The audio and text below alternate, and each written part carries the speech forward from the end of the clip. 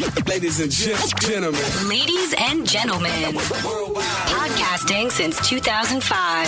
Check it out. You're listening to Gamertag Radio. Back on the scene. With your host, podcaster Hall of Famer Danny Pena, the always opinionated Paris Lilly, and from outside of the norm, Peter Toledo. This is Gamertag Radio. Here we go.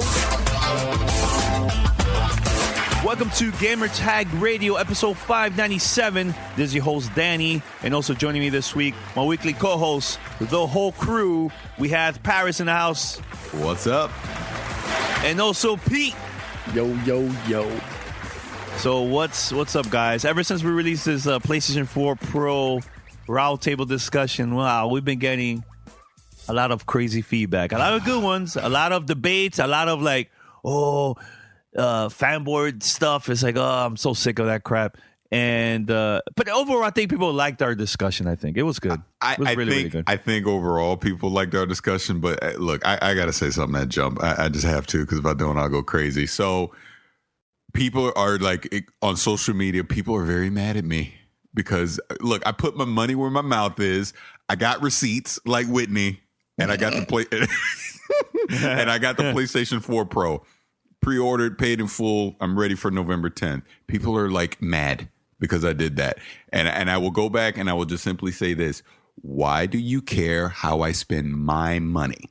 I will never understand that. This has nothing to do with Scorpio. This has nothing to do with a PC, PlayStation, whatever. It's like, if I decide I want to get a device, and in my mind it's justified to get it because I have a PC that is my Scorpio, by the way, because people can't wrap their head around the fact that I don't own an Xbox. Really, I do. It's called a PC with Xbox Anywhere, which, you know, as these games start coming out, people will start seeing that. But if I want a PlayStation 4 Pro, I'm literally the market that they're targeting.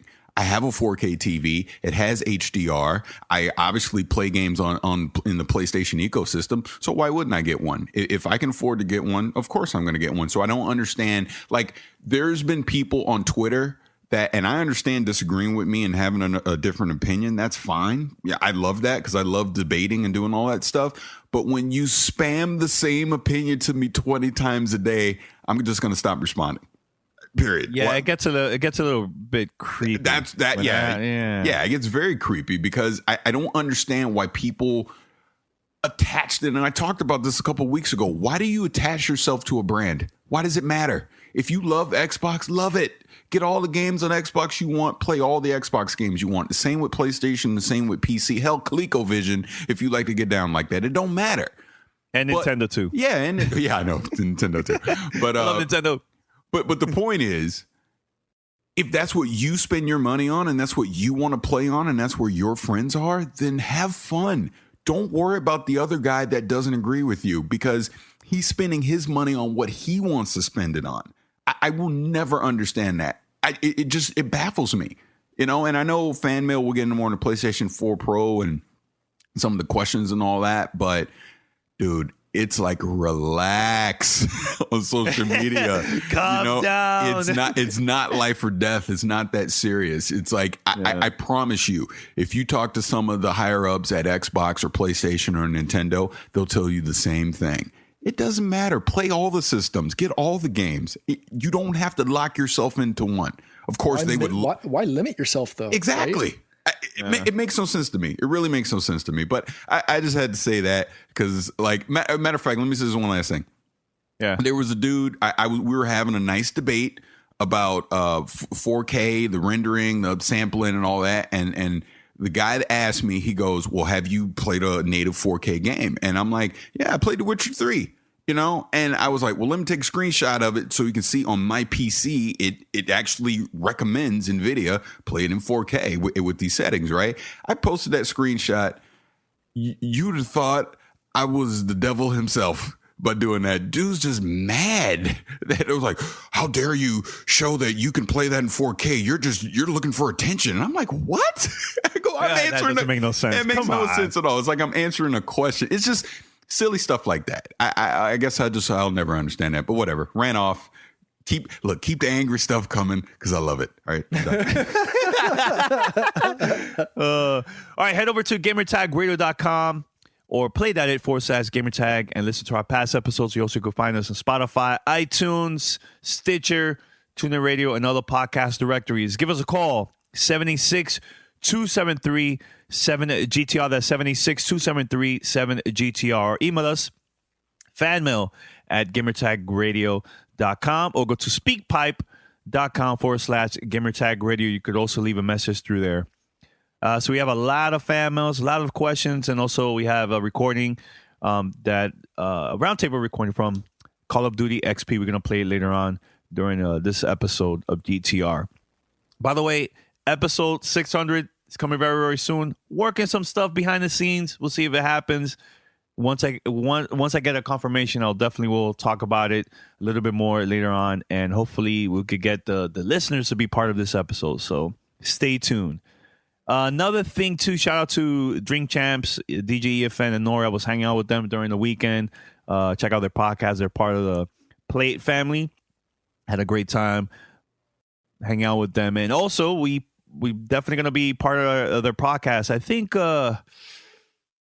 sometime in October. So I'll keep you posted once it happens and everything. So it's going to be a lot of fun. Talk about video games and hip-hop. And Pete might be joining us, too. Yep. Pete, right? Yep. Yeah, man. I go back far. We went to high school with E, so there's a lot of love there, and shout out to them. Great show. Yeah. Hell yeah, man. Let's see what else before we go to fam. I know there was a couple more things here. Anything else before we go to fam? I'm trying to remember. Let's just jump in. We got a lot of email. We got some voicemails. Let's jump right in. All right, it's time for fan mail. Fan mail at gamertagradio.com. Fan mail. All right, we have a lot of voicemails, a lot of emails. Man. All right, let's go with this one. This one is pretty cool. This is a first-time caller. Hey, Gamertag Radio, what's going on? My name is Garrett from Washington, Indiana, and this is my first time calling. I started listening to you guys a few weeks before E3, and I stopped gaming during my high school years and just started gaming again just last November. My love and view of the gaming community has really grown, especially knowing the giving of $500,000 from the Destiny community to a local charity. That is just unbelievable and really humbling to hear. I just watched the PlayStation meeting and the unveiling of both gaming systems, and wow, the PS4 Pro is what was expected, 4K, HDR, etc. Now let's talk about the price. $399 is a great deal. However, as a marketing student, I was curious to know if, one, theoretically speaking, would the price have changed if the PS4 Slim was not released? And two, with the PS4 Pro being released holiday season, would we see a price drop of any kind? Or would there just be a bundle option that includes a game or extra controller? Keep up the great work. I'm eager to hear from you guys. Peace. All right. So first of all, I love what I talked about, like Destiny community raising money. That was pretty awesome too. And I believe it was Paris that brought that up a couple weeks ago.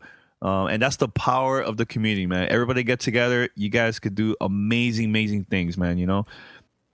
That's awesome. And is there going to be any PlayStation 4 Pro deals during the holiday season? I think personally that I probably will see something like a bundle with PlayStation VR, or maybe a bundle with a game, something like that. But having the price lower for just the console itself, I just don't see that for this holiday season. What about you guys? Agreed. They're not going to go under $399. Like you said, they'll just throw a game in, like a digital code for Uncharted 4 or something like that. They'll throw that in and keep it at $399.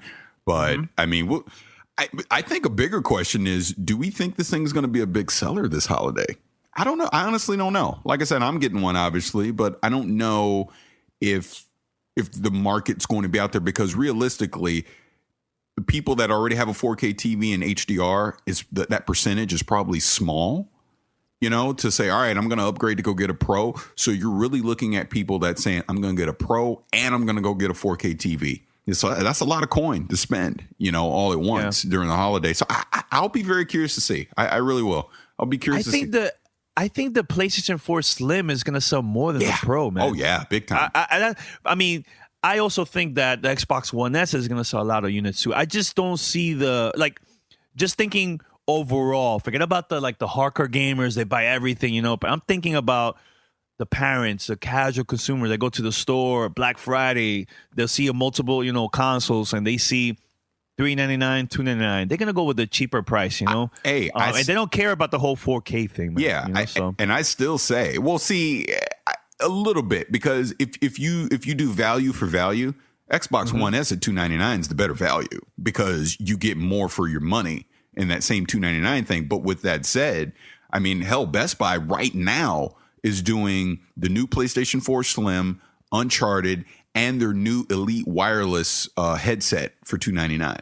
So I think you're going to see a lot of crazy. I think that's the one thing with them setting the PS4 retail price at $299. You're going to see a lot of crazy deals. Like you'll probably see the Slim at $250 by itself during the holidays, and you're going to see some crazy bundles at $299 for that thing too. And now I think a bigger question is, what is Xbox going to do with that One S? I think I tell you right now. I'll tell you one.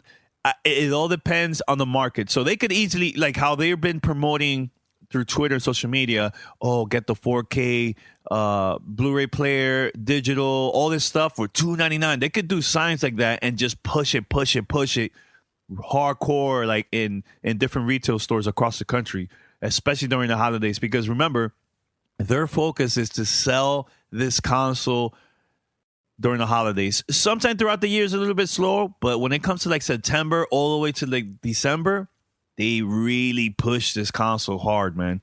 And online, and during like TV ads. Speaking of TV ads, Paris and Pete, we have to correct ourselves from last week's episode about the whole marketing deal. And I think that was my bad.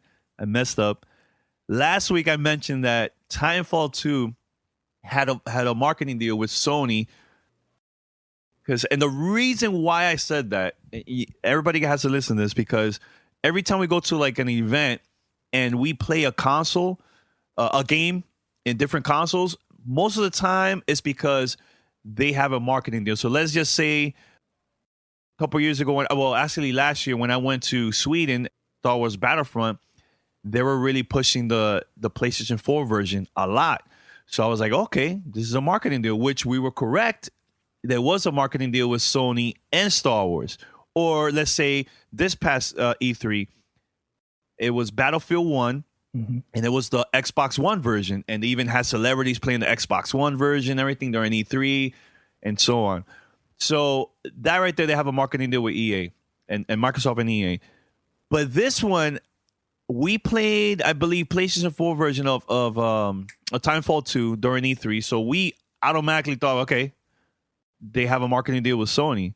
And it was incorrect, man, because right after we released that episode, I believe during the NFL game, the first game on Thursday, there was a commercial, Titanfall 2, and it was the Xbox One commercial.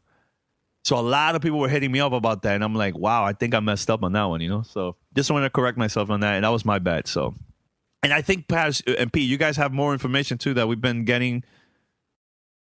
From EA. Well, remember, the other bit of info we got is the reason that with EA Access, the reason that Titanfall 2 isn't a part of that is because Respawn owns the IP and they chose to not be a part of EA Access. Had nothing to do with Sony, pulling it back. So we're way off on everything that we said last week. Yeah. Oh, and we found out that Titanfall 2 will be PlayStation 4 Pro ready on day one when it launches on November 10th.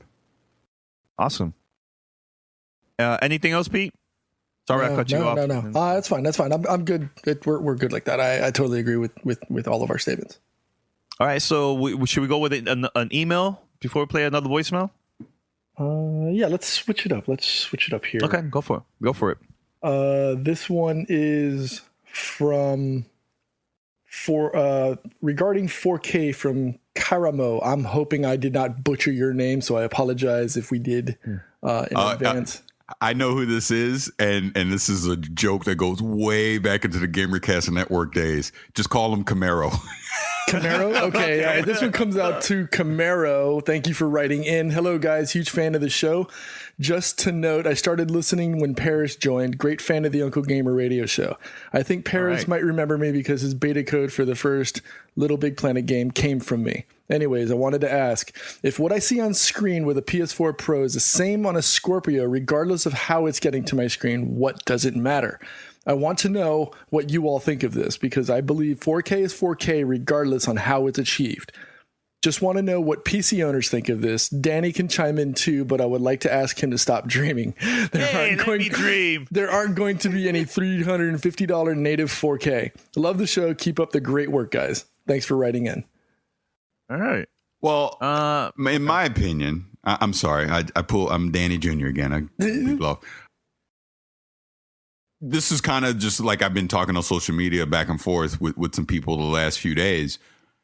You know, Quantum Break used the same technology that PlayStation 4 Pro is most likely using to get to 4K, you know, with the rendering. They did that with Quantum Break to get Quantum Break to 1080p on the Xbox One, right? So the question you have to, and look, this is very subjective. Only you can answer this question for yourself. It is strictly based on your preference. If it's 4K on your screen and it looks good, doesn't matter how it got there. Only you can answer that question. None of us can answer that for you. You know what I mean? So the same goes, like I said, with Quantum. Like if you play Quantum Break on the Xbox One, if it looked great to you, does it matter that they use some rendering techniques in the background to actually get it to that 1920 by 1080? You know? So the same goes with the PlayStation 4 Pro. And we know that probably the majority of the AAA games that we're going to see are not going to be native 4K. They're going to be, you know, 1440p native, 1800p native, and then they're going to render it up to 4K. Like I kind of said a little bit on the last episode, I watched that Horizon demo and I watched Mass Effect demo in 4K on YouTube. They had in 4K. So I got to watch it, you know, not 100% the way they intend, but I got to at least see it in 2160p. It looked fantastic. And this is without HDR. And HDR is going to be that's really the big thing that they're pushing towards, which is why I tell a lot of people if your 4K TV isn't doing HDR, you need maybe second guess if you necessarily need the Pro right now or even Scorpio. But again, that's subjective and that's up to you. So I don't know. I don't think that's something that we can realistically answer, but I will agree with him on this. Danny, you are freaking dreaming. If you think that Scorpio is going to be 350, there's no way. Impossible. Why is it? Look, Paris, you know how it is that people hit you up just because you bought your console and you know you're ready to play PlayStation 4. I feel the same, man. I have a dream, and everybody complains about that. Man. Let me dream. That GIF. That's it. That GIF we got now that we've been doing on Twitter. Oh my God, I cry every time. Oh, the sloth. Yes. I will say though, this actually probably ties right into the next voicemail from Jacob. Danny, go ahead and play that since we're talking about 4K and HDR.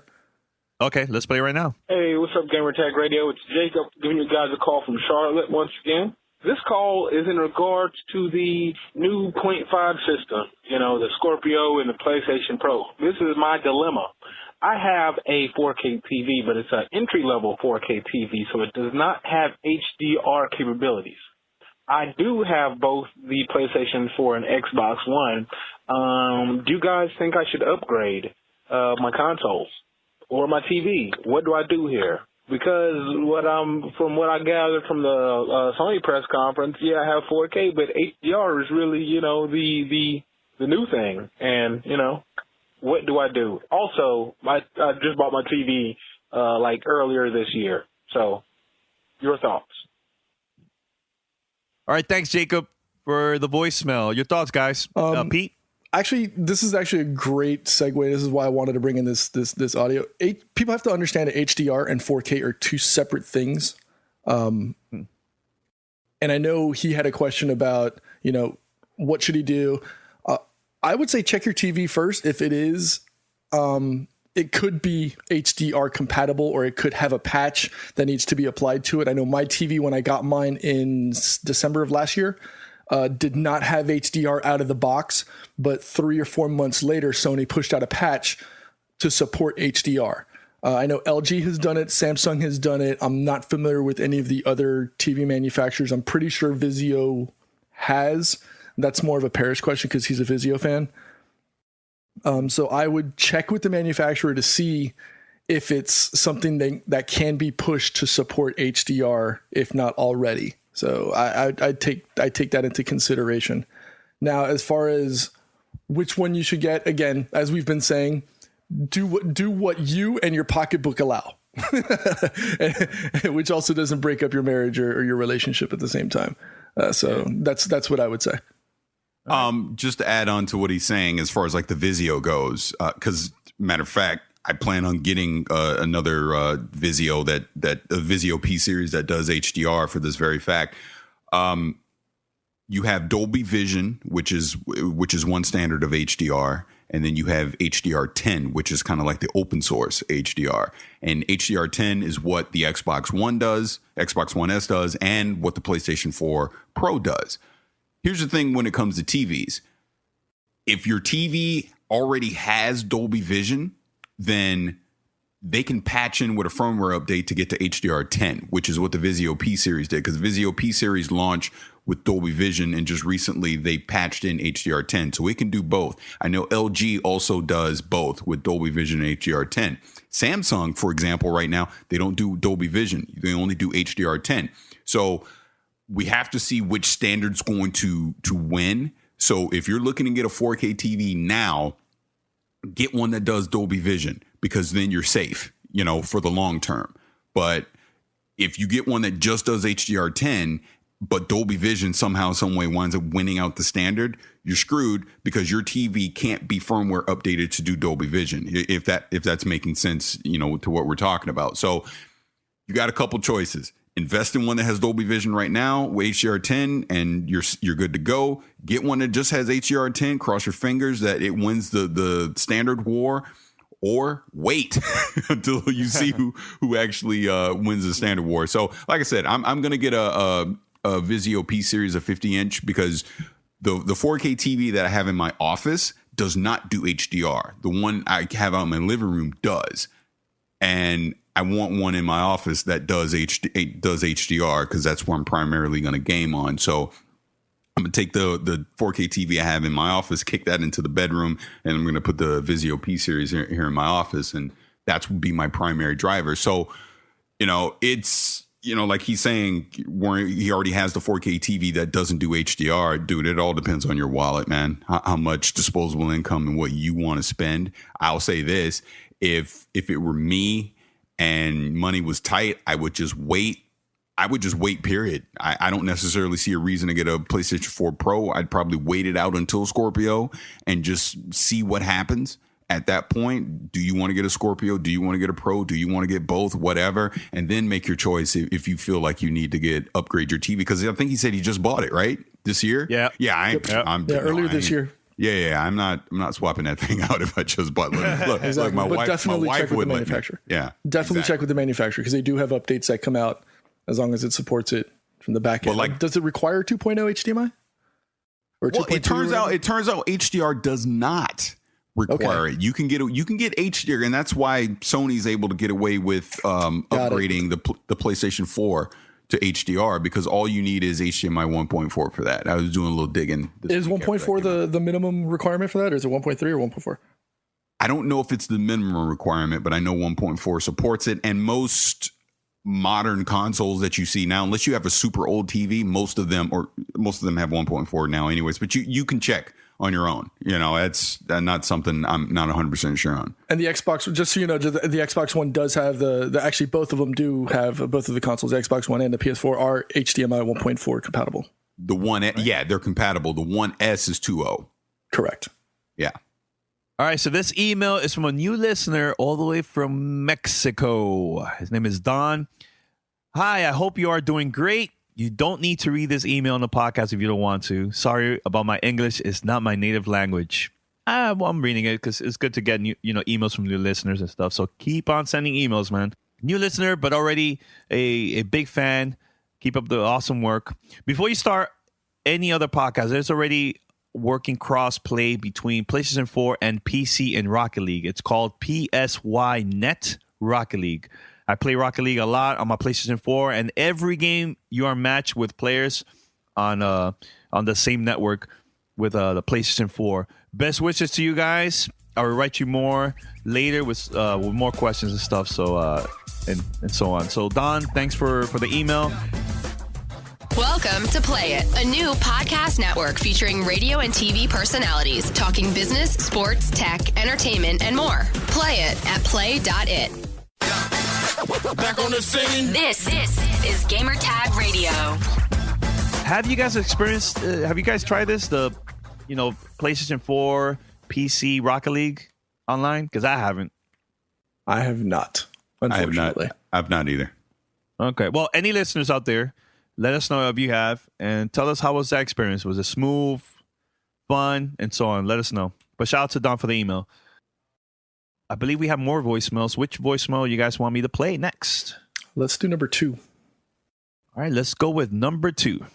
Hello, this is David from Baltimore, and I'd like to ask that we all saw Mass Effect Andromeda, but I heard there were rumors that Rockstar was going to show their next new game, but what ever happened to that?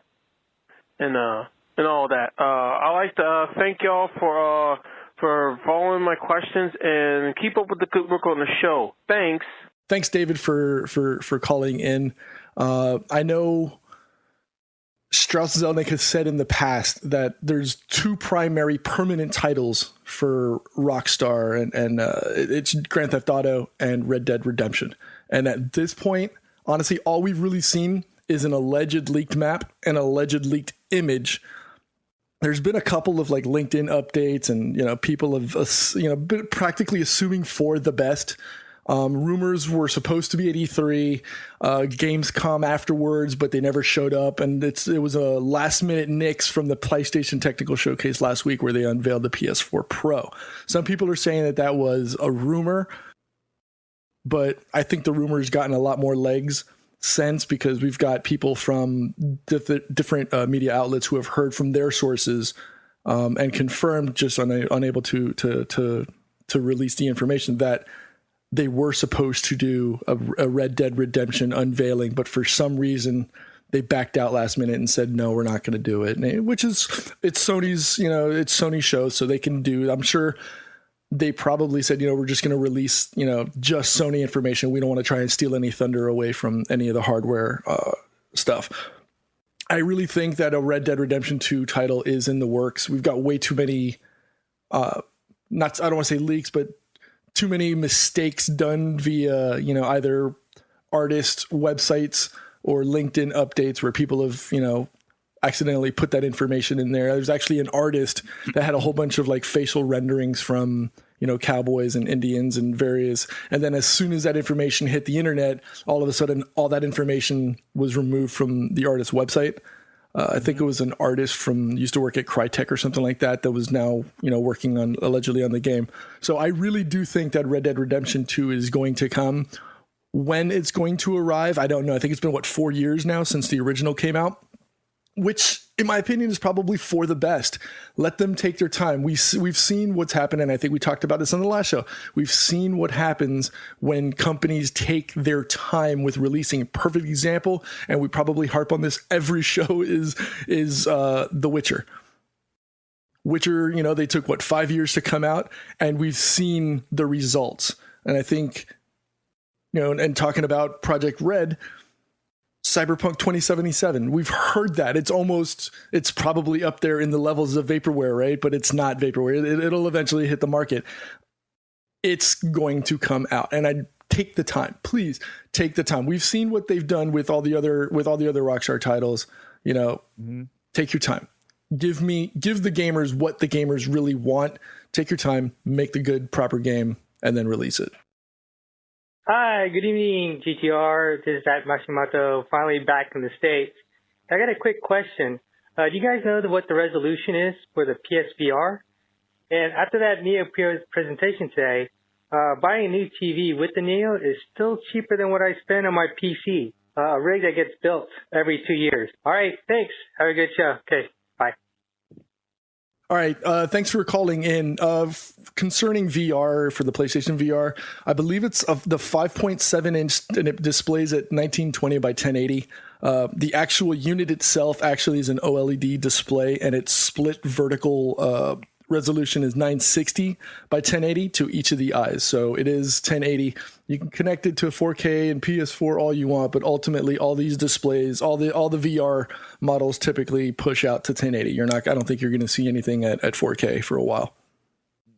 Paris, let me ask you a question. Did you get to play the PlayStation VR? No. During Call of Duty? I have not. No, remember, I never went. I didn't get a chance to play it. That's the one VR I have yet to try. I have not done PlayStation VR. I tried it.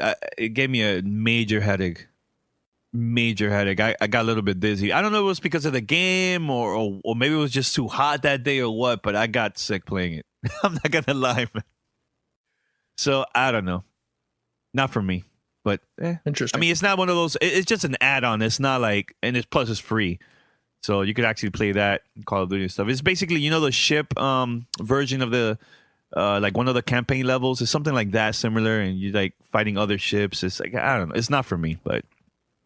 Yeah, that seems to be the VR du jour, lately, right? Where it's, we're going to give you this one, mini chunk of the game, this quick little 5-minute slice of the game and allow you to use VR. I think they're doing it for Arkham and Star Wars and now COD. So I wouldn't be surprised if major AAA titles start to do small VR slices of their games as opposed to full 8 to 10 hour campaigns in pure VR, which I think would be the ideal or future future 4 games. But I think they're doing that in 5-minute or small chunks just to see where it goes and what fits. I'm starting to see that, and I think that's going to be what we see for the future with VR and major games. All right. We got this email here from Craig, and he's saying, "Hey, Danny, Paris, and Pete. I just listened to episode 596 regarding the Sony event that was held in New York, and the podcast was dope as always. I agree with everything Paris, see, I emphasize this, everything Paris had to say about Sony's plan to future-proof their business by tiptoeing around 4K now and eventually announcing the PlayStation 5. The one thing I disagree on, and I believe Danny and Pete are right on the mark, is Scorpio's launch price at $399. Here's why. Number one, there is a 14-month gap from now to November 2017, giving Microsoft plenty of time for parts inside of the Scorpio to go down in price. Number two, it will be the only true 4K gaming system for $399 and a huge improvement to what Sony has on the market at the time of Scorpio's launch. The Scorpion. Number three, Microsoft has a war chest packed with money and would certainly be willing to break even or take a small loss to take the lead away from Sony, taking back the crown they lost in 2013. Hey, I could be wrong, but Microsoft already caught Sony with their pants down during E3 2016 with revealing 2 new systems, which is why they didn't show the PlayStation 4 Pro then. The launch price of $399 would be the knockout punch that Microsoft is looking for. By the way, let Danny dream, damn it. Your friend Craig. All right. Yep. Thank you, Craig. So I got to address a couple errors right off the top. Okay. I don't think Sony was caught with their pants down because they're the ones that got out in front of E3 and said, look, yeah, Neo's real, but we're not going to talk about it right now. When they said that, they didn't have any idea that they were going to announce a Scorpio. I mean, we all knew that the Slim was coming, but or the Xbox One S, I should say.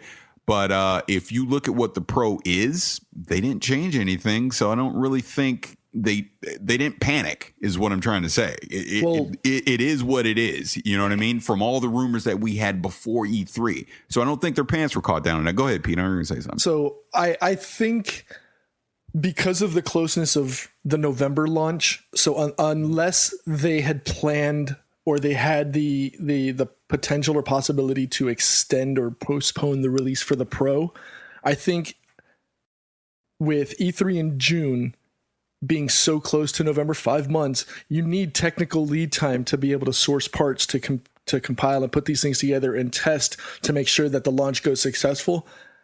I think it's smart for Microsoft to have this a year out because, as Craig says, they need to source the parts enough to support the supply and demand.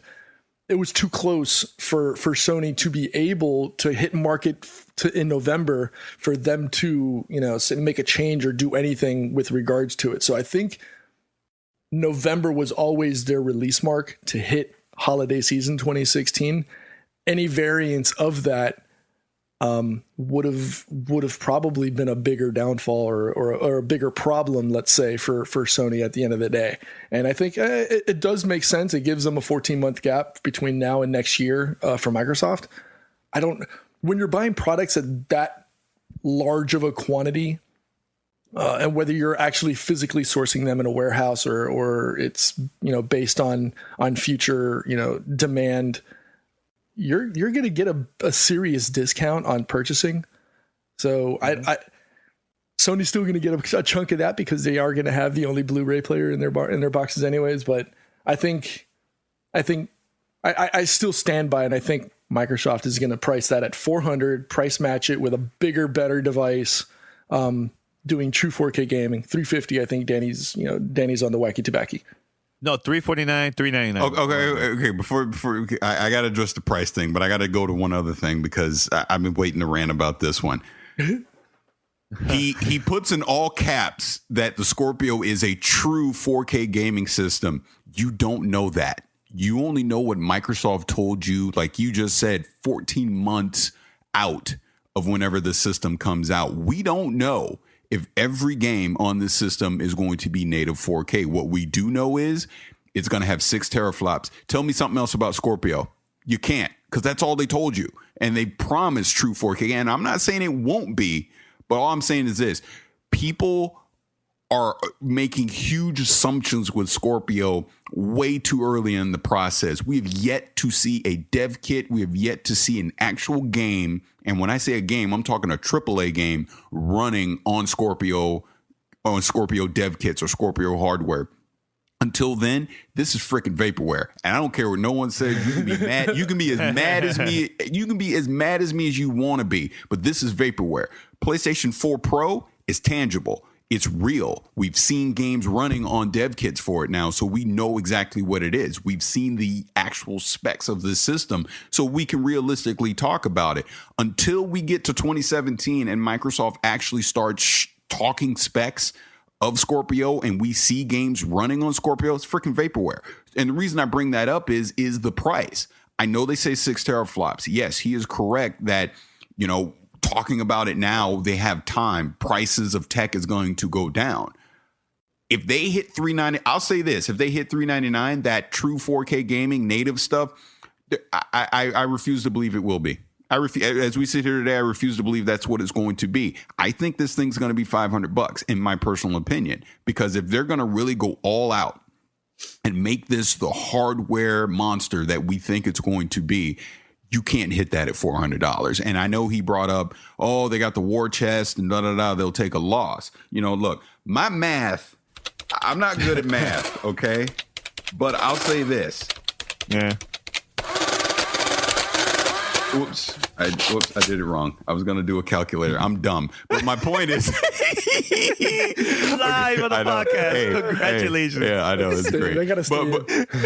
No, it has to stay in. It has to stay in. But my point is, if let's just say Scorpio is the monster that we think it's going to be, right?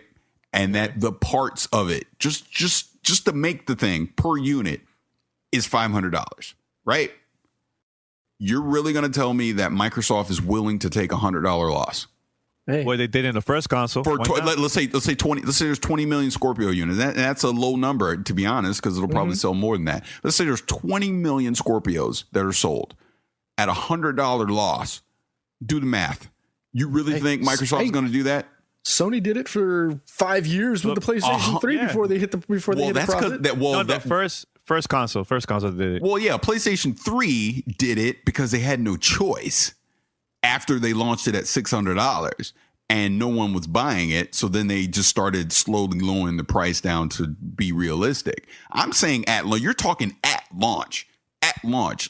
Let's be even more realistic. At launch, let's say that first holiday, 8 million people buy the Scorpio at $100 loss at 8 million. You really think they're going to do that? I'm confident that they are, but that's just me. And lower the price of Xbox One S next year to $249. So from what I'm reading, it allegedly the Xbox One S manufacturing cost per unit is $324. So they're already taking a $25 hit on the Xbox One S, Remember, they're making money hand over fist with Xbox Live. And plus, whatever market share they get from, whether it's addition, whether it's Paris's favorite Kinect, additional controllers, the games, the games itself. So they're probably already taking a loss. So why wouldn't they do that with Scorpio? At $100 loss? You really think they're going to take $100? You both of you are insane. Well, remember, so the most expensive part of the Xbox One S is probably the CPU/GPU. I don't know if it's a combined thing, but it's about $100 a pop. And that's their custom 16 nanometer AMD chip. It's probably going to be a little bit bigger that cost because they need to be able to support this 4K gaming initiative. I don't know. I think I would not be surprised. I would not be surprised just to simply slam the door, just to shove it to Sony. I would not be surprised. Okay, again, because I can't do the maths, so I did the calculator while you were talking. So you're telling me that 8 million. Let's just say 8 million. 8 million units are sold at $100 loss per unit. Microsoft is willing to take an $800 million loss just to win. Yes.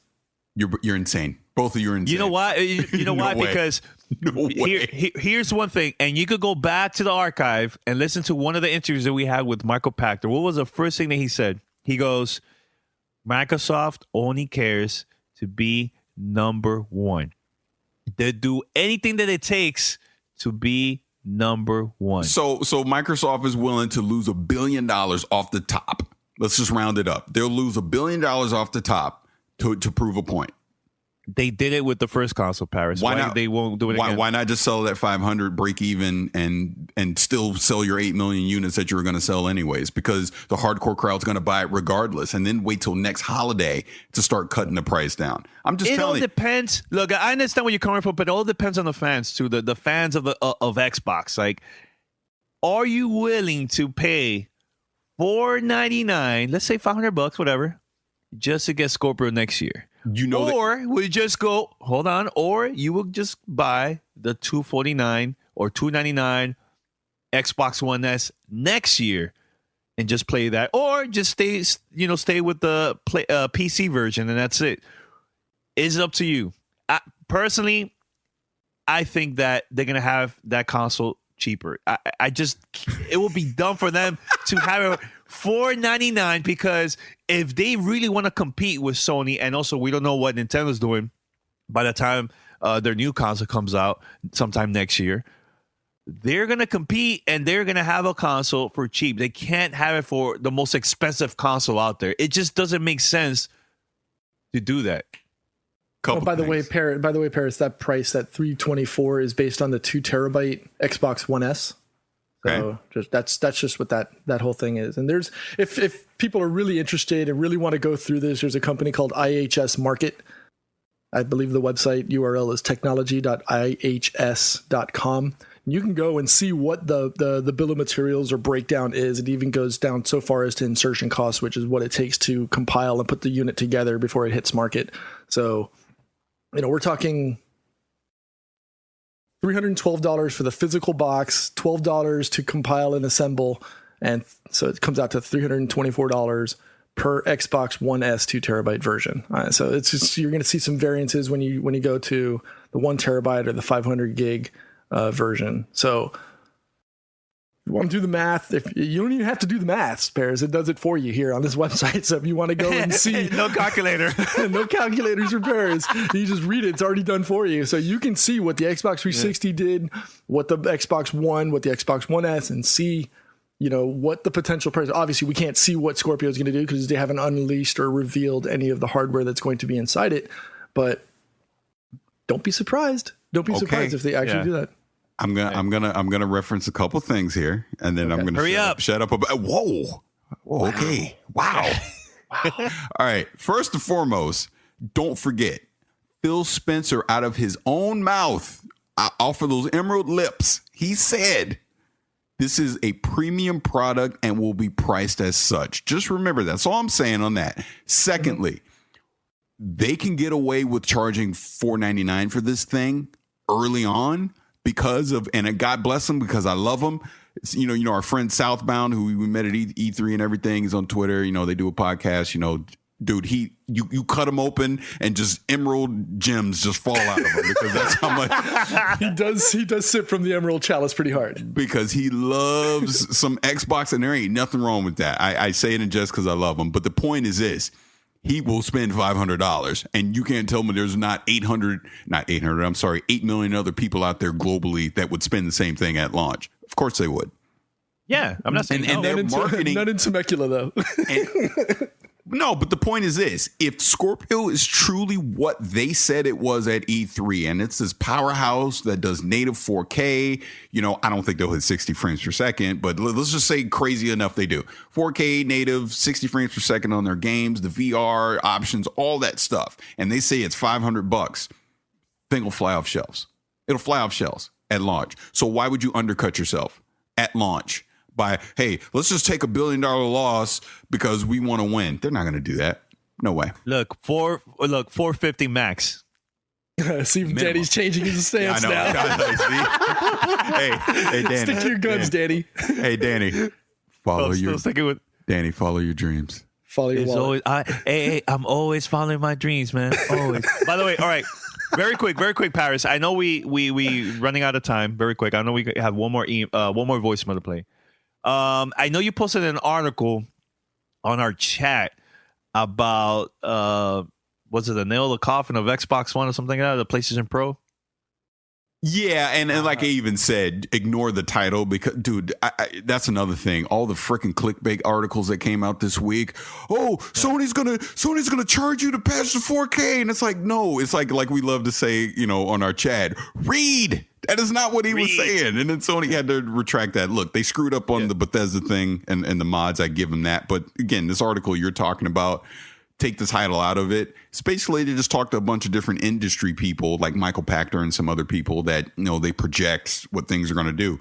Some of them thought PlayStation 4 Pro was going to be this great seller. Some of them didn't, so it's a very wait and see. I will be very curious to see what that thing does this holiday because I think, like I said earlier, having a 4K TV with HDR is a big seller in people wanting to get a PlayStation 4 Pro and even next year with the Scorpio. So a lot of that adoption. So like I think Black Friday, I think 4K TV prices are going to plummet because they're going to be pushing them off shelves because of these new consoles. So, dude, it's going to be so interesting to see what happens. All right. So we have one more voicemail. We're going to play it right now. What's up, Gamertag guys? This is Johnny Boy. So I was thinking, you got the PS4 Pro announced, and there's mixed feelings about it. I personally don't really too much care. I'm kind of just waiting for that Scorpio. But there were a lot of people praising it for the price. But do we not forget that just a week or so ago, the PSN price went up $10 a month if you're paying that way. Would that not help mitigate the price, for Sony? Is that something they would do? And could we see something like that happen on the, Xbox side for the Scorpio? You guys are saying it, or at least Paris is saying that it'll probably be expensive. And would we care if, Xbox Live went up $10 a month or so and, to get a lower price on the Scorpio? All right. Later, guys. All right, so he wants to know, about the whole PlayStation Plus price going up and everything. Do you think it's going to be the same with Xbox Live because of Scorpio? No. Personally, I don't think so. Well, wait. According to your freaking dream, they better do it because they about to take $1 billion loss. But I never said anything about the price of Xbox Live. That never came from my mouth. Remember that? No, I think the Paris, you're a punk. I think they're. I don't think Microsoft's going to do that. Microsoft is in PR repair mode still, I think, and I don't think. Oh, come on! Can we just let that go? Don't tell me you're going to bring up 2013 again, man. They are. Are you? They Why are. you They're guys are still. so They're stuck still with in that, man? PR maintenance mode. They don't want to take any more L's. Just do it. Let it go. Let Microsoft Let dream. it go. Let Microsoft it dream. go. No. They that was a nightmare. That wasn't even a dream. That was a nightmare. Okay. Paris is still Let it gone. go. I can't handle it. Let it go. And just, we're in a new era right now, man. 2013, $3.99, $4.99. Let it go. Hey, Danny.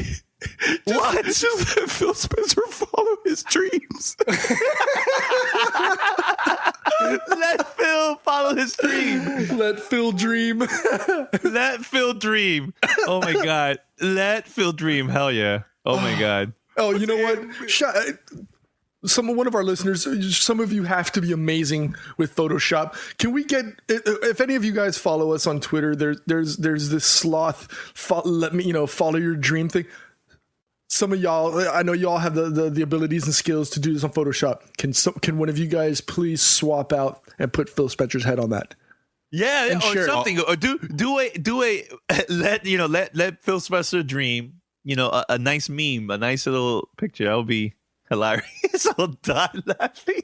That happens. Please surprise us. I'm dead. I'm done. Dead. That has to happen. You know what? I'm looking. I still have a Far Cry Primal for Xbox One. It'll be actually a perfect somebody send it, and whoever's got the best version of it, I'll send you a copy of Far Cry Primal for Xbox There One. you go.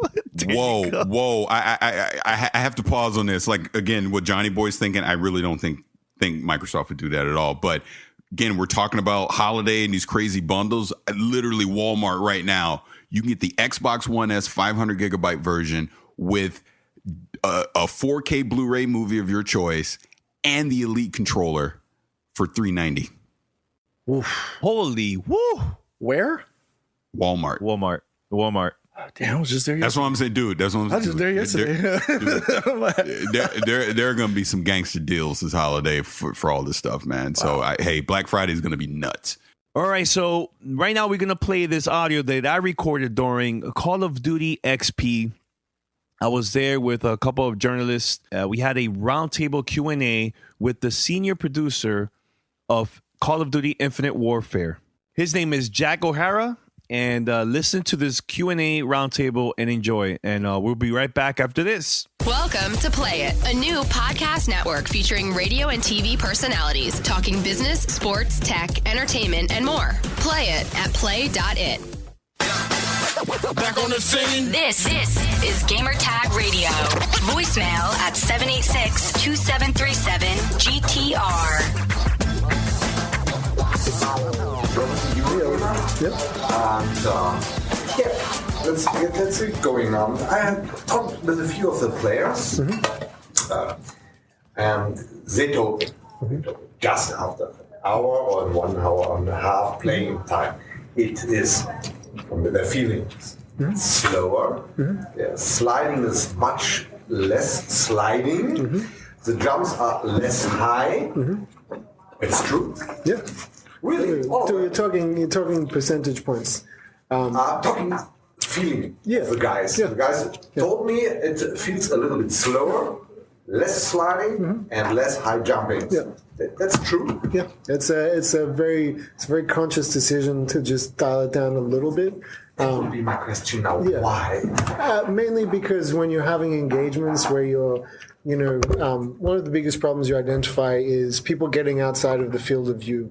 You don't want to have an engagement where, if the majority of engagements is somebody seeing, looking down on you and you can't see them, then it ends up being a very frustrating experience to die from these unknown angles, etc. So kind of bringing everything down just that little bit, it makes the tempo of the game a little bit more gives you time for your brain to register. This is the dramatic music for dramatic,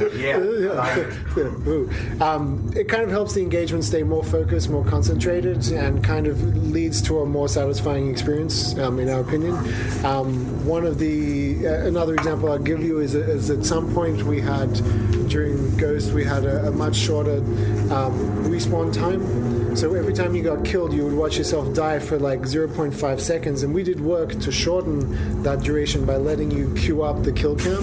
So the time between respawns is really fast, and that led to there's no time for your brain to register and take a break.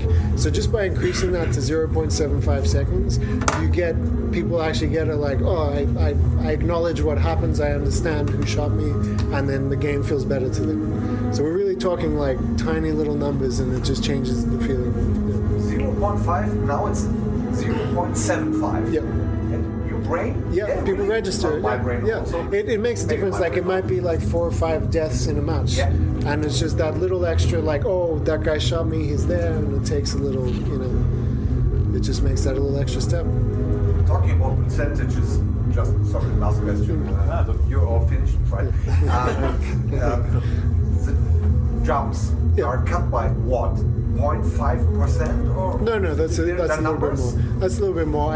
Off the top of my head, I mean, it's very hard to test these things and do like hey, take it down 20% because it's too violent. You need to always dial it down a little bit, play. We play test every day, like 1 hour every morning. The whole multiplayer team plays, and then 1 more hour in the afternoon. So it's kind of like adjust a little bit, play test 2 or 3 matches because it takes time for you to register. So you get a tighter experience. Yes, exactly. The outcome of it. Yeah, the outcome is to make the engagements, the time to the engagement and that actual engagement itself feel a little bit more consistent, as opposed to necessarily being surprised and the other person getting the advantage because they have the higher ground, for example. Every headshot. Guy over there, whatever. I understand. Thank you very much. It's cool. Nice. How much of this was driven by a desire to accommodate a casual audience, or was it more to accommodate an esports audience? Both. It's just more of a wanting the game to be its own game. Basically, you don't want to be a carbon copy. So it's about the game having its feel and about us feeling like, and everything works in synergy together. So when you're adjusting movement, it also has impact on the layout of the maps and the structure, where you're placing any wall runs, where your engagements are, how long they are, how long it takes you to get there. Like you'll see in Call of Duties with the average speed going up over the last few games, maps have gotten slightly larger to accommodate for that, somebody being able to run faster, so be able to get to a place faster. And all those things kind of work in combination together to make the feel of the game, because you can have the best wall running in the world, the best, animation and etc. But if all the places you use it in a map are very frustrating because you're just running into a wall or something like that, then it's all in vain kind of thing. So all those systems have to kind of work together to create the feel of the game, essentially. What about having like a playlist for also like casual gamer that are not that great players? Something like that. Well, you get a little bit of that. Like people end up matching against people of their own skill bucket. I mean, it's very hard. Like when you talk about a Call of Duty having 30 million people, it's very hard to define somebody as being casual when they've played 40 hours of multiplayer versus somebody else who's played 500. Certainly this person's paid more, but 40-hour investment of time is certainly not casual in my mind. Do you know what I mean? So it really becomes hard to necessarily put people in a bucket. And I would say that the Call of Duty audience, after playing our games for 10 years, have really started to feel a certain sense of ownership to those games that certainly gets reflected in any kind of feedback or any kind of feelings and deciding what they like and don't like about the games. And all those kinds of things just end up being where it's very hard to define, hey, this category is player is casual, because the casual nowadays might be somebody who just plays 10 hours, but they've also played for the last 5 years. So they certainly know how to use a controller and etc. Yeah. The mission teams, which was somewhat briefly introduced the other day. Yeah. Can you talk a little bit about what that meant? Because to me, just to premise the question, to me it seemed like a way of accommodating different play styles, putting people into different, maybe even different lobbies. No, it's not different lobbies. You're still matching with other people, but the mission teams are basically each one of them has their own personality. It has their own commander with a different voice, a different personality, and they're also tied to different style, like you said, styles of gameplay, but also game modes.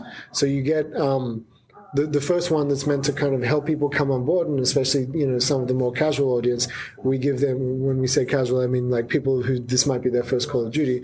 We give them the mission teams. The commander will give you a mission that might be, the first one might be get 3 kills in this match, and if you get the 3 kills, then your objective is complete, and at the end of the match you get a reward. And so as you start unlocking these mission teams, we want to try encouraging people, like, obviously if they really don't want to, they don't want to, but we would like to promote a place where they're playing different game modes and consuming more of the content, because we'll often see people stay siloed in team deathmatch and not want to go outside of that. And we want to kind of encourage them by saying, hey, go capture 3 domination points during a match and try that out. So it's just kind of a way of gently easing people towards trying the other stuff that they might not necessarily do in the first place. A quick follow-up, if I may. So what does the mission teams offer players who are 200 hours into the game? So that's when you start getting into the more hard, in this case I will say hardcore mission teams, where you might be getting a mission that might be get a kill while the person is in the air and you're also in the air, or get a kill. I'm trying to remember another one. There was one which was get 10 kills without dying, for example. That's one of the less imaginative ones, but we have a few that just kind of tweak your interest and get you to try different things, basically. And that's based by one person making that, or the whole group, the whole team? No, it's just each individual has their own mission. Yeah. Okay. Yeah. We want to keep it so that each person has their little mini objective, but they keep playing, and we try to not put any challenges in that might be like get 10 kills while prone, because then people will just lie prone. So we try and avoid and stay away from those, and get something where it's engaging them in the gameplay. Okay. Let me ask again. Maybe I'm not that good in understanding. So I'm going in the lobby. Say I want to play multiplayer. I don't have a local group. Match me with 3 other guys, whatever. And then there's an extra point. There's a mission commander. I choose it for myself. You choose it for yourself. And the other 3 can choose it also. Yeah, they can do whatever. They can do whatever. Yeah. Only I can see my mission correct. commander, Yeah, not exactly. the whole group. Yeah, exactly. Yeah. It's like for learning and for getting deeper in the game. What are the rewards for it? Can you name one? Yeah, there'll be some guns. You get rewards. Like, so each mission team kind of ranks up. So let's say you accomplish a set of 10 missions, you'll eventually get a reward for it, which might be a gun, it might be a camo or that kind upgrade, of thing. like an upgrade too? Or? Yeah, sure. Yeah. I mean, it's just basically a way of a secondary progression system that's independent of the main one, but functions as a way of like promoting different behaviors in the game. How many different mission teams do you imagine that there will be available at any given time? Well, once they unlock as you progress down the standard player progression. So you'll start off with 1. I think at launch we're aiming for 4, and perhaps more to come. I was going to ask that question. Because they're mission teams, they're based around the lore around them is based around taking elements from the single player campaign. We can't take necessarily the exact same character, because that's just breaking the continuity of the story. So we created some squads. So, for example, we have the Orion Initiative, where it's like a squad that's based on the UNSA faction from there, and they're kind of just they're taking these missions on as a group, and then you go accomplish them for them. So. I see, because it sounds like me like a professional trainer or a personal more like a personal trainer than a mission team. Yeah. The naming is quite confusing for me. That's it. Well, the first time I heard like that, I thought it was everybody working together to accomplish that. Yeah, that's why it was confusing. Gotcha. Right. I see. So it's called mission teams, but it's my personal It's your commander. commander. Yeah, exactly. Okay, now I understand. Gotcha. Great. So combat rigs remind me strongly of the Specialists, Black Ops 3, but with a lot more customization. Yeah. What was the inspiration behind the rigs, and what can you do with them?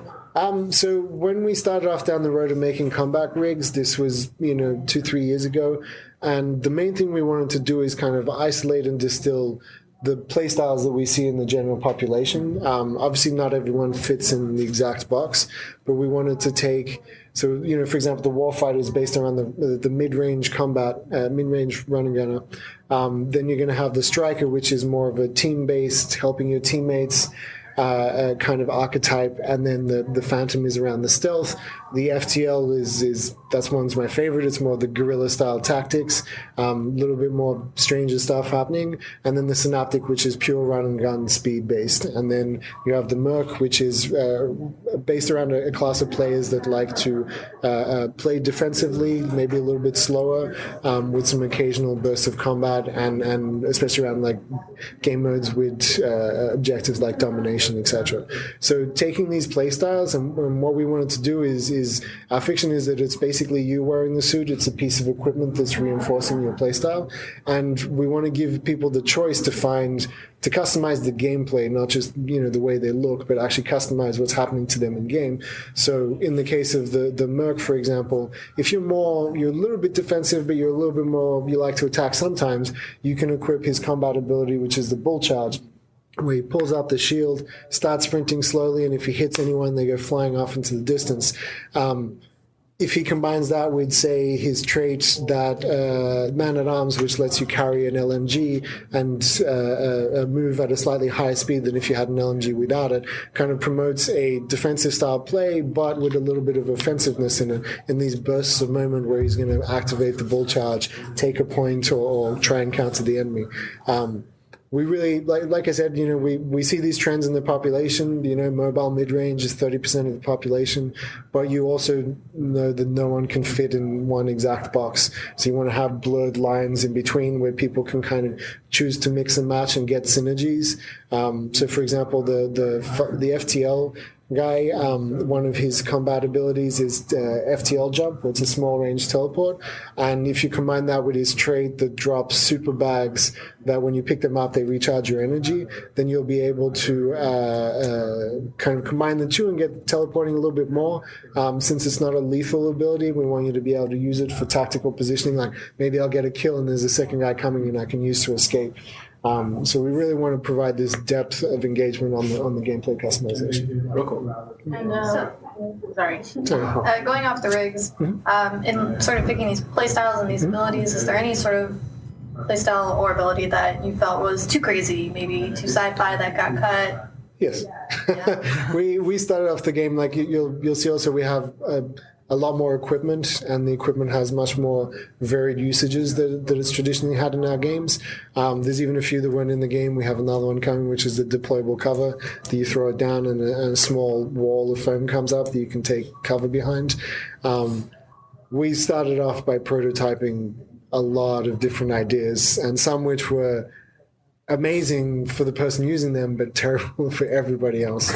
So once we had that large pool and we kind of weeded out the ones that just we knew were never going to work, we kind of selected the ones that we felt we could bring to a quality level and to a balance level that didn't, negatively impact the experience, basically. And going off of that, my favorite ultimate attack was the Reaper one from the Synaptic. And I just wanted to know what influenced that. Was it the recent news about Harambe that influenced that? This is probably about a year and a half ago or something like that. So it's a social commentary. What is your stance on it? No comment on that one. No, the Reaper came from looking like when we started to put robots in the game, and we have a concept artist called Aaron Beck who worked on Elysium and things like that. And when he started helping with designing the robots, the first thing that struck to mind was why do they have to move like humans? And there's no particular reason except for anthropomorphically we make them in our image because that's what we think they should look like, right? But there's no reason a robot should move like a human when there's no limitations on joints and power or spines or bones or organs or anything like that. So the idea came of what if he moved in a radically different way, something you've never seen in Call of Duty, that would be really surprising to players and provide that really cool engagement for, you get it mid-match and then you're going to you're going to have your little moment, the crescendo that it comes up, and then it's over, and then you It return was to an amazing gameplay. moment. I was generally like, what is happening to me right now? Yeah, the reaction is usually there's some swear words involved, but when people first see it, they're like, what the fuck was that? Yeah. So. Kind of going off that. In terms of the aesthetics of especially the player characters, if we go back to Ghosts, one of the big things was that you introduced that you could both play as a man or a female. And then in Advanced Warfare, everything became anonymized. And then in Black Ops 3, there were all these characters. And now we're back to kind of anonymized characters again. Was that a conscious design choice? Yeah, absolutely. We wanted to, since the idea was that the combat rigs are the equipment that you're wearing, we explored the idea of doing the different types of bodies, but it became obvious that with the amount of armor that's on them, etc., that there's no particular reason for it to be a different shape just because it's a woman.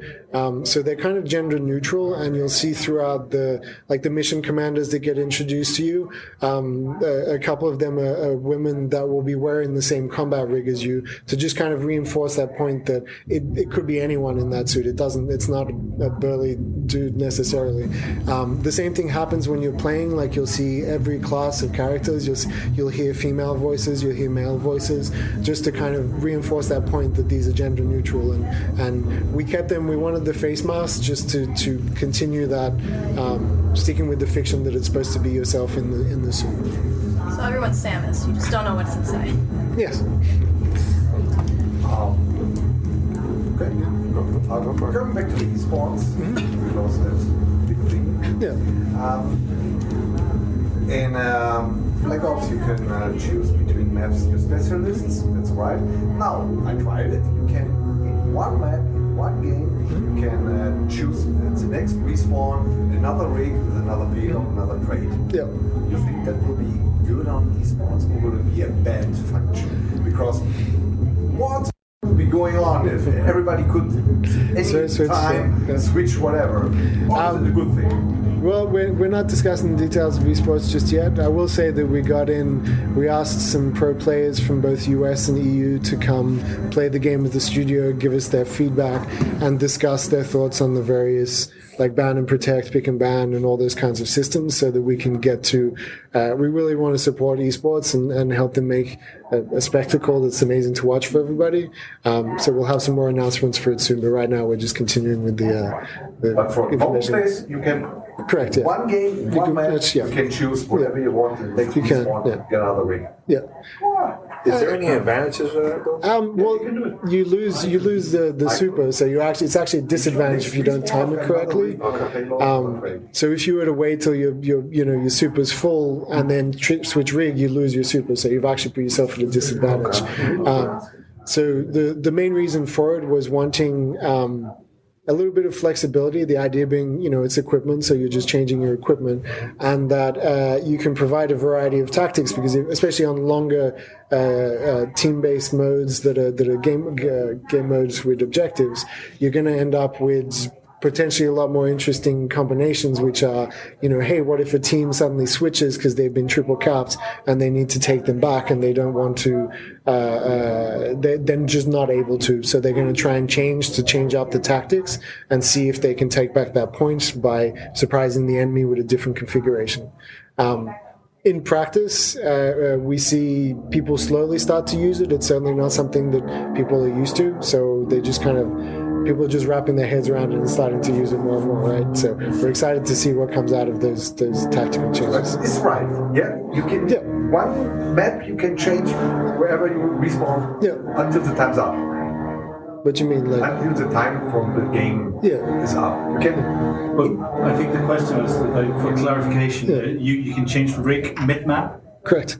Okay, so it works. New. My game. Different. All right.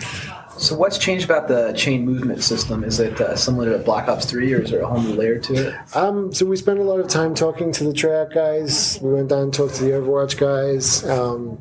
Helps to be under the big umbrella of Activision. So we kind of caught up with them and saw where a lot of their philosophies were in terms of movements and what they were doing. And it's kind of, so like I said, we got very close to it, and then we kind of dialed it back in the places that we felt we needed to for our map design in order to keep the engagements crafted the way we wanted to. But the main thing from talking to everybody was just the sense that it's not just the base speed of the animation, like how fast you're walking through the world. It's really the combination of everything, from the speed at which you reload your magazine to the movement when you bring your gun up in ADS. Like even doing things like, putting a little bit of motion and settle at the top of the ADS starts to disturb players because it's not quite as snappy as they want. So really, when we talk about movement and all those things, it's such an umbrella that involves 50 to 100 people working together to kind of get to the feeling you want in the game. Question. We asked this question before. We had an intern, and nobody could answer this question. Yeah. But is there going to be dedicated servers for PC gamers? You mean rent a server, right? That's what the question's asking. Yeah. I can't confirm that one right now. Okay, all right. That's number 2. You mentioned Overwatch. Are there any other video games that you took influence from, or you guys all basically I don't know, any movies that you guys watched a lot while you were developing? Yeah, I mean there's hundreds. The guys. Yeah, we play practically everything. I'm mainly a PC gamer. Obviously, I play the Call of Duties on console and on PC. There is a wide range of varieties. At any time and any day, people have opinions about hundreds of different games, really. And we're usually up to date on all the latest movies and things like that. Everybody watches it, especially when it came time around to go into space. People dusted off the old classics, the Aliens, Alien versus Predators, well, that's not so much, even the Star Warses, and just going back to what we all watched and enjoyed as a kid, and just kind of trying to pick out all the things that made it special for us. Cool. Yeah. I thought there was a slight similarity with the Blacklight Retribution in some aesthetic areas. Yeah. Just a few. Yeah. But yeah, I had a different question about game types. Yeah. Going back to especially esports. Ghosts had a mixed reception in the esports community. Yeah. And one of the things that was notably missing from Ghosts was Hardpoint. And then you guys brought in a lot of interesting new game modes. One thing that I've noticed was missing from Infinite Warfare was Blitz. And it's still in there somewhere. Oh, is it? It wasn't in the list that I saw, but all right. But was there a conscious decision to make sure that you had all the tried and tested game modes? Yeah, absolutely. Yeah, when we set off, we look at the most popular esports game modes, the Uplink, for example, and Hardpoint, and we wanted to make sure we support them because we want there's so many new things in the game that for esports it actually helps to have something that stays consistent to help with that transition between games. We did add Team Defender, which is the new ball game mode, which kind of, the more you play it, it starts to get interesting. If you have the ball and you can't shoot and the other person is about to attack you, I can throw you the ball and then you can't shoot and then I can. So there's lots of combinations and it kind of that one gets really fun. So we're hoping it gets picked up and gets used a lot. But yeah, apart from that, those are the esports ones. But then we obviously want to support our core game modes, your TDM, domination, search and rescue. But then we're also experimenting with brand new game modes that we'd like to bring across. So you said Team Defender. Team Defender, yeah. Wasn't it just called Defender? It's called Defender in the menus. Team Defender back in Modern Warfare 3 was a similar-ish? Yeah, kind of, yeah. This one's it's called Defender in the menus. It's kind of based on a lot of the similarities, but we mainly came from it from looking at Uplink and the way people were interacting, and just that interaction of one team chasing each other across the map and then resetting to the middle kind of thing. I really enjoyed that. Yeah, that was pretty good. Yeah, it was fun. Are supply drops and Call of Duty points going to be back? We're not going to comment on that one just now. The main currency we're talking about is salvage at the moment, which is the currency that you accrue from playing in game that you can then use to craft weapons.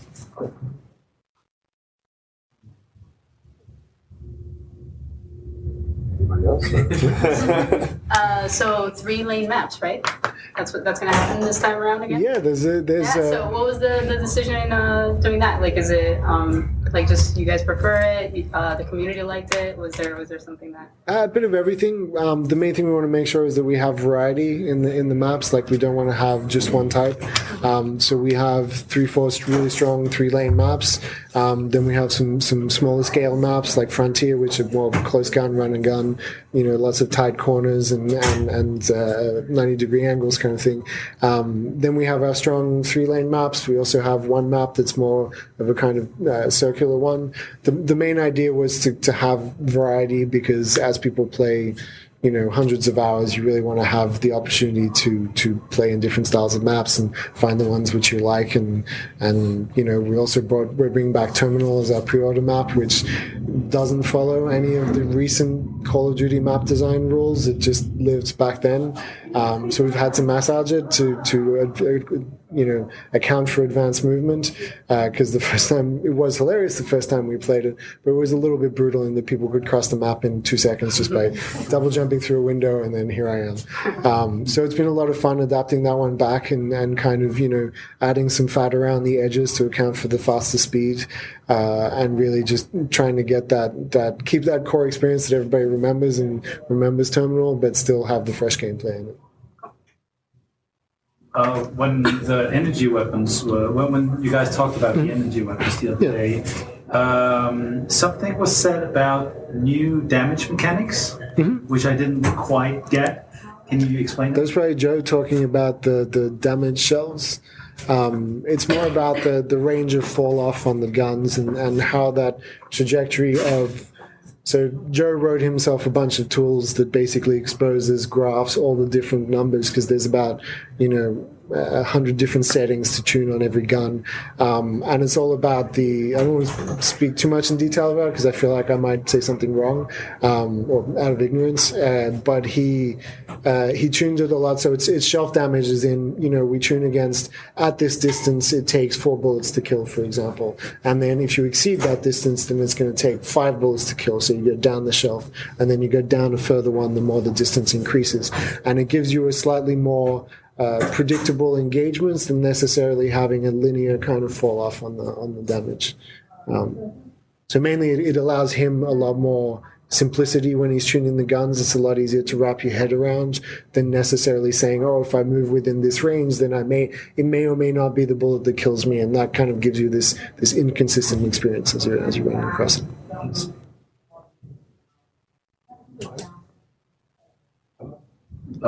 Then a quick question. Yeah, go for it. Yeah, anybody else? One thing that I noticed was I really felt when I was playing it that it felt like a mix between, some mechanics, which you kind of saw in Black Ops 3, but it felt very much like Ghosts, with a little bit of the color aesthetics of Advanced Warfare. So kind of like a mix between what we've seen for the last 3 years. But one thing that I really noticed, which was so prevalent in Ghosts, was the sound and how it plays a role in the game in Ghosts, and how I didn't feel that it was the same in the last 2 years, but in Infinite Warfare, like it was just booming, and whenever you were in tight spaces, the echoing in the resonance was intense. Yeah, So we did a bunch of efforts, even on this game, improvements versus last one. We now use special tones throughout the maps, volumes, that kind of help replicate the sound, so that if you're within that volume, you're going to get the kind of reverb of things that are happening within the other side of that volume. We do a lot of work with our materials, that if you're walking on carpet, we want you to sound like you're walking on carpet. We're very aware that a lot of players use this to kind of identify where somebody is, how close they are. Especially in esports, it becomes very, very, very used by them. And so when they come in, the first thing they do is like, do you have dead silence? So you guys obviously have a different sound studio than... Oh, absolutely, yeah, completely different, yeah. I mean, we talk to each other, right? But it's a completely different sound director, sound team. Maybe we might borrow an engineer for a few weeks if we, need some help, or they might borrow one of ours for a bit if they're in a pinch. But generally, the teams are completely separate in terms of audience. So, yeah. Cool. Yeah. Okay. All right. With no other questions, then No. thank you very much. Great. Thank you very much. Welcome to Play It, a new podcast network featuring radio and TV personalities talking business, sports, tech, entertainment, and more. Play it at play.it. Take it out. You're listening to Gamertag Radio. All right, so we're going to wrap it up here at Gamertag Radio episode 597. This is a pretty long episode. You know, we had the roundtable discussion with the developer about Call of Duty, Infinite Warfare, and now our fan mail and everything. And it came out great, man. It came out great. So remember, post the image of Phil Spencer. Follow your dream. And if you could do something, with Paris too, something with P or me, I don't care. Do that. Go. Yeah, be best creative. one Surprises. gets a copy of Far Cry Primal for Xbox One. Yeah. Surprises, man. Head over to gamertagradio.com, post your comments and feedback, or go to play.it/gamertag. You could also listen to the episodes over there. You can find us on iTunes, Stitcher, Spotify, TuneIn Radio, and other podcast directories. Give us a call, 786-273-7GTR. That's 786-273-7GTR. Or email us, fanmail@gamertagradio.com. Or go to speakpipe.com/gamertagradio. You could go there and leave a message there, man. One more thing. I would like to thank everybody that's been supporting and donating to the Indiegogo of The Messengers, a podcast documentary. Right now, we're over 100%. I believe awesome. 105%. So, yes, finally we reached the goal, and I have a couple surprises and announcements later, hopefully later this year. But they are going to premiere it first in Orlando, Florida, starting in February 24th or 25th during PodFest. So, any listeners that live around close to the area, let me know. We definitely will hang out and probably will go to the premiere together, man. So definitely keep in touch with that, man. So anything else, Paris, Pete, before we wrap it up? No, that's follow your dreams. Just follow your dreams, Danny. I might have to go to Walmart now. Go for it. Wait. Pause on that real quick and keep it short and sweet. So you're gonna get a 1S? I don't know. I gotta look. You're thinking about it? I might. I mean, for that price, I might. I just might. That's not bad, yo. Yeah. You know what? I'll tell you to this. Get the 4K Blu-ray just to get the 4K Blu-ray, I have to think about it because I don't even have any discs. I don't have a 4K Blu-ray disc, but just to have that opportunity, just to have that, may make sense. Plus, you know me, I like white consoles, so. Whoa. Okay. Okay. All right. We see how Pete gets down. Yo, let me tell you, last night I had to go to my cousin's birthday party. She was like, "Oh, bring your Xbox. We'll love to play Rock Band." She's into like karaoke and so I'm like, yeah, sure. Let me tell you, man, it was a pain in the butt to carry that big console, man, that microwave, man. So, having an Xbox One S would be a lot easier for me to carry around and stuff, So we'll see. That's not a bad price, Paris. No, it's not at all. It really is not a bad price at all. Hey, look, if I was in the market for a Xbox console right now, I would definitely be considering it. Which, if I could say one last thing, I promise I'll shut up.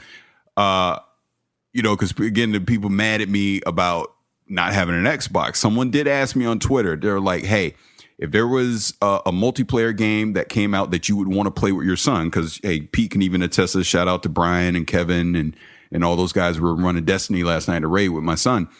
If a multiplayer game came out for Xbox that was only on Xbox that my son and I could play together and we could have fun, would I get an Xbox? And without hesitation, 100%, absolutely I would. If there was a game that my son and I could play together on multiplayer for Xbox, I would get him one for sure because I like playing games with my son, and that's the whole point. I could give a crap what console I have as long as I'm having fun.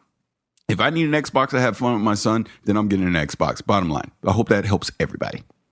There you go. Follow your dreams, Paris. Yes. And developers, make some games to get Paris join the Emerald movement. I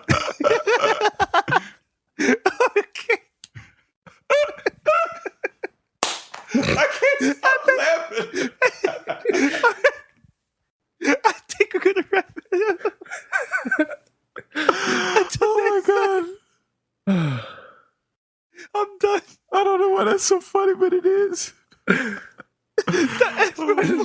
I just want to see that. I just want to see that meme now. That meme has to happen. I want to see Phil Spencer with the light. Yo, guys, the Emerald Movement. Join the movement. Oh, God.